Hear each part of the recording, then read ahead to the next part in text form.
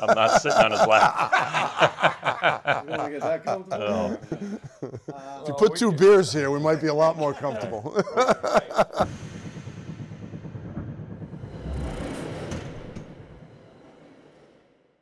Well, I was lucky enough, to be drafted by the Rangers, no other organization. Come to New York, right away, the young guys got to go to all the fan club meetings, to all sit in the middle rows, you're low man on the totem pole. But you hear at these different fan meetings and fan club things, 1940, we have to win a Stanley Cup, and the passion, and the fan base has changed a little in the Garden, because of just economics and the way things are, but that base is always around, and wherever you go. And I lived in the city for 18 years, 19 years, even after I got traded. I was in New York for a couple of years, and it was always the same thing. You get in the elevator and, we'd be having a tough year. It's like, we have to beat the Islanders tonight, or we can't lose to New Jersey tonight, and the passion is there. When I came in, there was still a lot of fans that had multiple layers. Their grandparents were at the game, their parents, and now they were raising their kids with jerseys on. So I remember walking with Mike Richter in the streets. We lived near each other after, Mike moved into the city a few years after I did. And, our team was getting better, and we just looked around and said, imagine if we ever won the Cup here, can you imagine? Yeah. So to actually get that done, was a great experience. And, to this day, you walk into the subway station, or I take the train into Penn Station, and, someone will take their earphone off. I just want to say thank you. I just want to say thank you. But being a part of the organization, I was doing some TV and stuff over the years, and, it's been a while now. We want to get back there. And our fans want to get back there. And so this is a fun part to be involved with these young kids now, and being able to go with them to the Garden and have them look around and see a video presentation and try and picture themselves as being a part of, hopefully our core going forward, and hopefully of a Stanley Cup winning team. But, it's such a big city, and it's such a big fan base, and you'll see this when we go on the road, how our fans travel. But it's, it's a great thing to be a part of, and it's even better to win and be a part of it. That was when you came to visit Kent, right? Yeah, my high school rink had closed, and I had to go to a prep school. And so one of the kids from Cheshire, you remember Kurt Schroeder? Yeah. He was going there, and my dad knew his dad, and he's like, why don't you come up here, check it out, it's a good team. And so I remember going there to take the tour and everything. Of course, it's a long ways away from my place in Cheshire. Full hour and a half. It's out in the woods. Yeah, it is in the woods. And right at the base of that mountain. And I remember you coming to meet us, and you had the same deep voice. You're probably the same size. You're probably a little thinner. Yeah. And you were big, and same personality, friendly, and you knew that we had a connection with your teammate, and you were great. I mean, it was a real reassuring kind of visit, because you took us around, made the same jokes that you would normally make with anybody else, and it was fun. It was one of those weird things, because I knew I was going to a different school where I really didn't want to, but yet all of a sudden felt comfortable. I was like, all right, I really don't want to go this far, but if I come up here, there's some good people here, and they've had good experiences. And I think for you, you had said it was hard for you when you first went too. Yeah, it was tough. I remember first of all, Larry Piatelli, the coach at the time, talking about you. Yeah. And Kurt had obviously talked to me a lot about you. He and I were co-captains, and I'd never seen you play, but obviously they were talking an awful lot about you and how important it was for us to get you to come to Kent. And we had a really good team that year. We were in the midst of an undefeated season, and I know Larry wanted to continue what we had got going, and I remember just talking about the fact that I'll never forget when my mother and father dropped me at Kent. At 15, leaving home. Yeah. I mean, it wasn't easy for me. It's not easy. It wasn't easy for me either. But I was fortunate enough, and you're fortunate enough, that parents that understand the value of that situation. And when they dropped me off, my mother was crying. My father was like, "Oh, he'll be fine. Just keep going." And usually when you're in that situation, you want to let the kid know that, hey, we've all lived it. You know, Right. the fear factor, the not wanting to leave home because you get ingrained in your community and your friends, and obviously we were crushed when you went to Avon. That's a whole nother story. And then I watched you play. We did the tour, and then you left, and you had a game later, and we went and watched the game. Yeah. And that almost made me definitely want to go, so I didn't have to play against you, because you were about the same. You're the same size, and I swear you could have laid out half the team, and you were actually a nice guy. Like, you only really flattened a few guys, and Not a quality I want. Our players, nice guys. You tried to rush the puck more and make offensive plays. It was like, any time when that kid's got his head down, he could have killed them. He could have killed them. Yeah. Probably should have killed a few more, but that's another story. I remember when we played Russia in the first game, and they beat us 7-3, and you thought, wow. That really is, on top of the practices, Right. you play at that level. And all of a sudden, I think our goalie played well. Played too. unbelievable. Yeah, I think we were lucky to get away with it like that.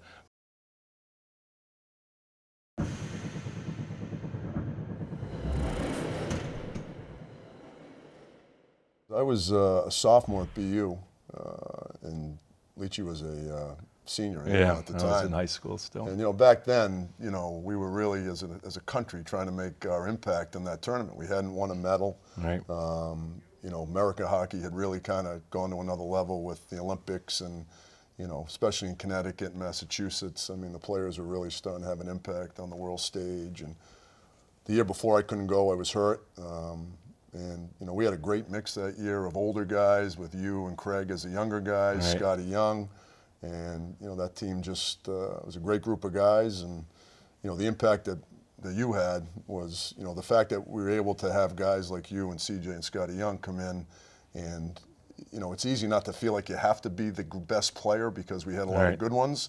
I think it let people like you and CJ have a little bit more of a comfort level, and the impact that you guys made were huge, and we wouldn't have won the tournament. We wouldn't have won a first medal without you guys. Yeah, that was an interesting tournament for me, because I know, like myself and CJ, and we wouldn't probably have been on the team if they weren't projecting out to 88, Right. because there were better college players that could have made Right. the team, and you guys may have been, but they were like, let's get them experience. And I realized that when I went to the first practice, and now, like, you probably noticed the jump from prep school to college too, and so I hadn't experienced yet that Right. until I got on the ice for practice. Yeah. And I just remember, like, some of the guys skating by in deep cuts, and guys maturing into their bodies and becoming men, and I hadn't lifted a weight yet and hadn't done anything. And then we had the big ice, and they're telling you to stand up, and I'm like, these guys are flying. They stand up.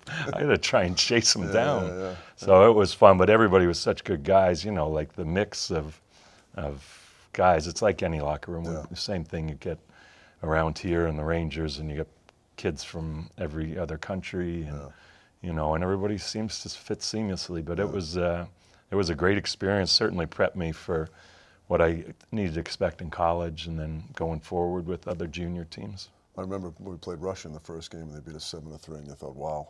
That really is, on top of the practices, Right. you play at that level. And, all And of I a think sudden our goalie played well, played too. unbelievable. Yeah, I think we were lucky to get away with it like that.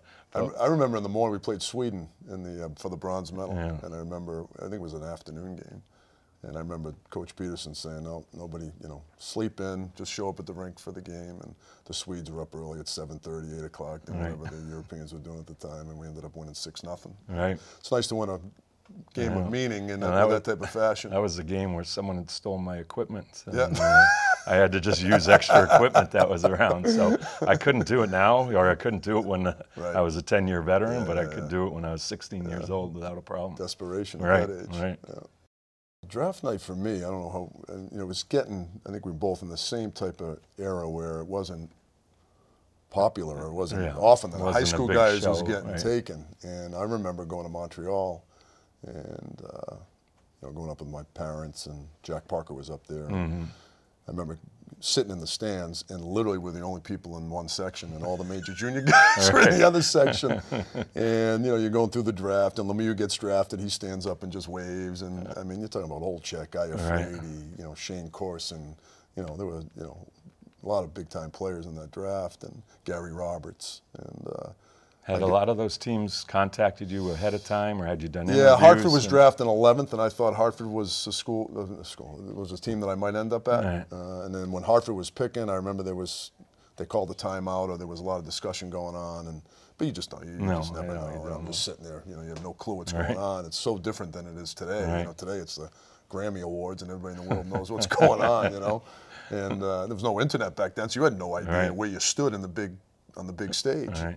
And then I ended up getting drafted by Minnesota, 13th overall. And I remember standing up to go down to the stage, and I just vividly remember walking by all the major junior guys. They're like, Kent School? David Quinn? Who's that? You know, who's this fat kid waddling down to the stage? You know, and again, but back then I think there were only 3 or 4 high school players taken in the history of the draft before that. So, you know, I just remember to myself, God, am I really this good? You know, because you just don't know. You know, you're like, it's got to be better players than me. They decide on me. Yeah, I was at Kent, Connecticut. Who goes to Kent, Connecticut? You know, so. But that's kind of what jumps out at me. Yeah, I remember going up to Montreal too, and you know, it was a bit of a blur because, like there were more Americans going at that time. I think, you know, we had 4 or 5 that went in the first round, you know, throughout the thing. But no expectations, sat in the stands, and I had done the same thing, been contacted by a few teams. Used to fill out those questionnaires. Yeah, that were like SATs. You know, just went on forever. You know, if you were a tree, what type of tree would you be? Yeah. If you were a tree during fall, when would you lose your leaves? It's like, what are they trying to figure out? What relevance is this to hockey? But the Rangers contacted my family later, like right before the draft, and one of their scouts came and met me halfway. I drove halfway to Rye Playland where they used to have their training, and he picked me up right Clearwater and brought me to Rye, and we just tried to do the bench press. I couldn't lift it, you know, did some push-ups, sit-ups. They took your measurements and then did interviews, and you know, they drove me back to my car and I drove home. But that, as we went down, I was kind of supposed to go somewhere in the middle of the first, late in the first, maybe beginning of the second. So wasn't even thinking about getting picked, you know, down until really the Rangers came, and my dad looked at me and he said, "You never know from now, Brian. They're one of the teams that contact you." And I was like, "You think so?" And then it was like right after that, you know, because I hadn't been nervous yet or anything, because I was like, no, all these guys are lined up, and like you said, they're all sitting here ready to go.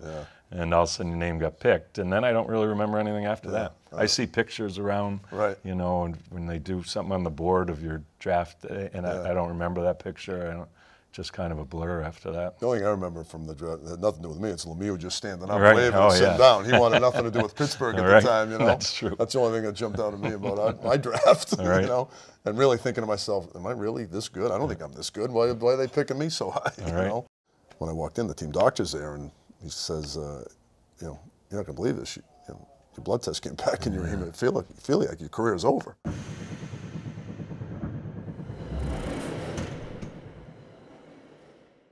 Back then, Minnesota wanted to sign me right after my sophomore year, and they were playing in the playoffs, and they wanted to bring me up in the playoffs.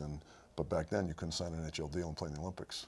Oh, that's right. Right. Yeah. And I wanted to play on that. I wanted to play on that Olympic team more than anything. But I still was, you know. So I remember going in to talk to Jack about what should I do, and I had just had my blood tested the week before, and I remember going in, you know, should I come back to school? And I was going to come back, but we were just talking. And when I walked in, the team doctor's there, and he says, you know, you're not going to believe this. You know, your blood test came back, and you feel like your career is over. And you know, I mean, you can imagine, just stunned. You're like, what are you talking about? Your future. I didn't even know what hemophilia was. I said, all right, what pill do I take? You know, and so that, I mean, but I ended up somehow talking him into allowing me to sign a waiver, and I played my junior year, which was your freshman year. And sure enough, third game of the season, I get a bad Charlie horse. I almost have compartment syndrome in my thigh. I missed half the season, came back, and then, you know, get invited to the festival to try out for the Olympic team. I sprained my ankle playing basketball 2 weeks before we were heading down to Houston, wherever it was. That might have been in Raleigh or something. Raleigh. Yeah, it was in North Carolina, And, you know, I'm thinking, all right, I got a sprained ankle, but that's when I had real bad compartment syndrome in my leg. I had major surgery. I remember Coach Pete calling me. He said, "Do you think you'll be able to make it to the fall?" You know, we'd cut it down to 28 or 29 from the festival, and he had reached out to me. He said, "You know, what do you think? Do you think?" And I said, "I don't think so. I think this is it." And so that was the end of it. And you know, so 4 years go by, and you know, obviously we kept in touch a little bit. I remember bumping into you a couple of times, and obviously following the Olympic team and your career, because it was like, again, back then, to have someone like you make it, you know, to go from the Olympics and right to the NHL, that hadn't happened very often, if at all, you know, and then I had the chance to come back, and you know, I told myself I'd give myself 2 years, and I knew it was just going to be too big of a task to overcome, and got into coaching after that. The top players, when I started playing, were still the elite, like they are now. Right. But the players that were lower in the roster, your third, fourth liners, or your fifth, sixth, seventh D, have all gotten better now. Yeah. The training's better, the nutrition's better, preparation's better.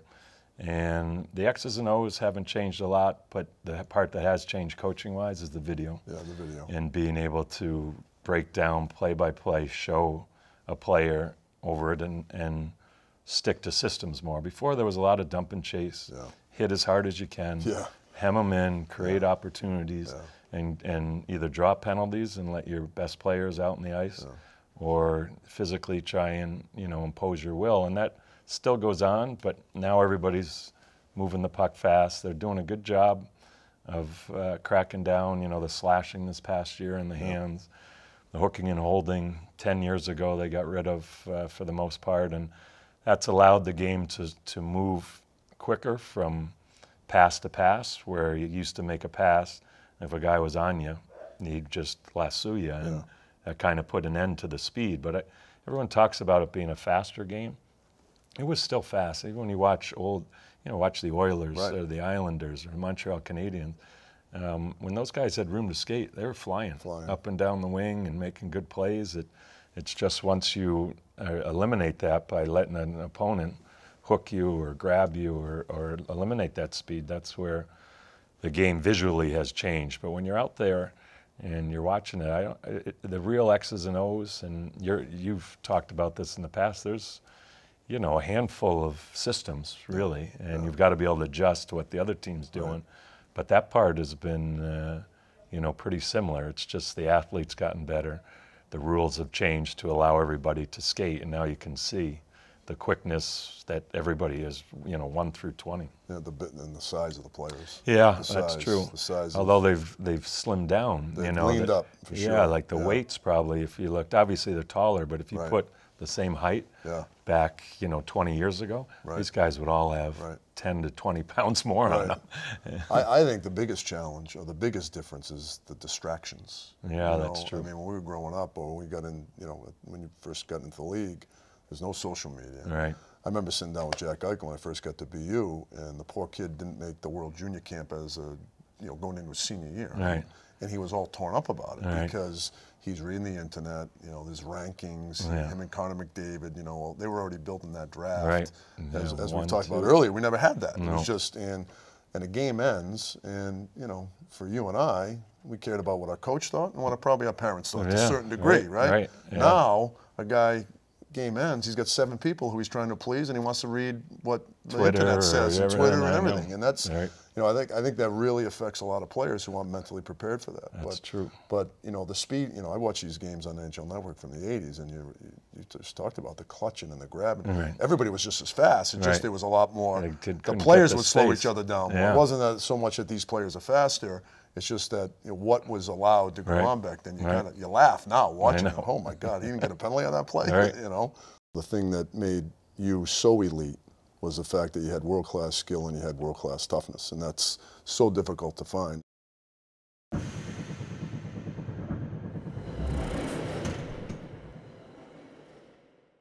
Well, I don't want to embarrass him. I know he's had a lot of people say a lot of great things about him, and I'm not just saying this because he's sitting here, but we were talking the other day about great Americans, and, you know, I think he's the greatest American player. I don't mean that, you know, just because he's sitting here. There was nothing he couldn't do. His skating was elite. His hockey sense was elite. But I think the most underrated part of your game was your toughness. And being tough isn't fighting and running around taking people's head off. To me, being tough is taking hits, making plays that you know you're going to take a beating on, blocking shots. And to me, you know, the thing that made you so elite was the fact that you had world-class skill and you had world-class toughness. And that's so difficult to find. And I remember talking to Kirk McLean about it. I worked with him in Colorado. We were talking about you one day, and that was one thing he and I were talking about. The most underrated part of your game was your toughness, and obviously your skill set was obvious. Your skating was elite, and other than that, you couldn't do much. So, Yeah. Well, Quinny, I'm sure you remember Smokey Cerrone. Oh yeah, right? oh yeah. So Smokey was around, obviously all the prep schools, but he's a Rhode Island guy. Oh yeah. And so he was talking about you from when I was a sophomore, even before I went to look at Kent, and so I knew from hearing about you for a long time, and then obviously I met you and watched you play, and then at BU. But I was looking for you, whether you get drafted by Minnesota, and I was like, this guy's not going to be in college for long. Physically, you were ready. Skating-wise, you could move the puck up, make plays, but you weren't going to need to stay around as long as a guy like me was going to, or go through the changes in my body and everything. You were ready mentally, you were ready physically, and you could pretty much do everything.